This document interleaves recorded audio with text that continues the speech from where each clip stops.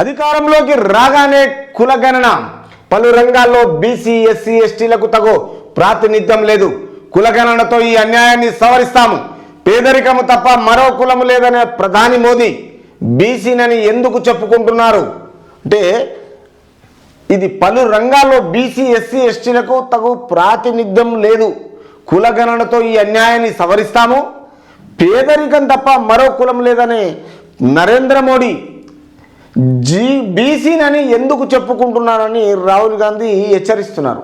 అంటే ఇది పదే పదే అయిన కులగణన ఉన్నది అని, స్వాతంత్రానికి ముందు మహిళలు దళితులకు హక్కులు లేవు, దేశాన్ని మళ్ళీ ఆ రోజుకు తీసుకెళ్లాలన్నదే బీజేపీ వ్యూహం. కాంగ్రెస్ అగ్రనేత రాహుల్ గాంధీ ధ్వజం, మోదీ మెడిసిన్ ఇక పనిచేయదు.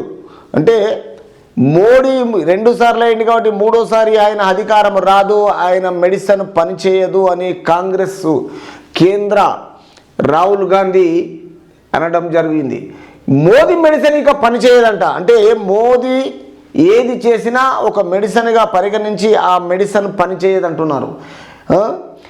ఎక్స్పైరీ డేట్ ముగిసింది అంటే, ఎక్స్పైరీ డేట్ ముగిసిందంటే ఆయన పని అయిపోయింది. ఒక మెడిసిన్కు, ఒక ట్యాబ్లెట్కు దాన్ని date of issue, expiry date ఎలా ఉంటుందో ఈయన 10 సంవత్సరాలు చేశాడు కాబట్టి డేట్ ఆఫ్ ఇష్యూ ఇప్పుడు ఎక్స్పైరీ డేట్ అంటున్నాడు రాహుల్ గాంధీ గారు. ఎవరు? ప్రైమ్ మినిస్టర్ మోడీ గారికి.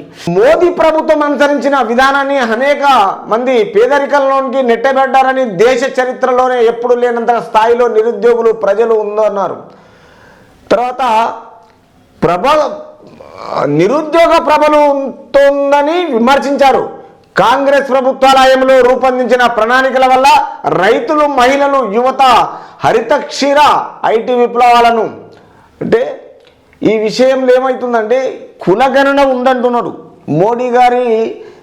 ఆ ట్యాబ్లెట్ ఎక్స్పైర్ అయిపోతున్నది, ఇక మోడీ గారు పనిచేయరు, ఇక నుంచి ఏ కులగణనతో బీసీ ఎస్టీ ఎవరున్నా పర్లేదు, గిరిజనులు తగిన ప్రాతినిధ్యం లేదని కేంద్రంలో ఇండియా కూటమితో అధికారంలోకి రాగానే కులగణన నిర్వహించి ఈ అన్యాయాన్ని సరిదిద్దుతామంటారు కాంగ్రెస్ నేత రాహుల్ గాంధీ.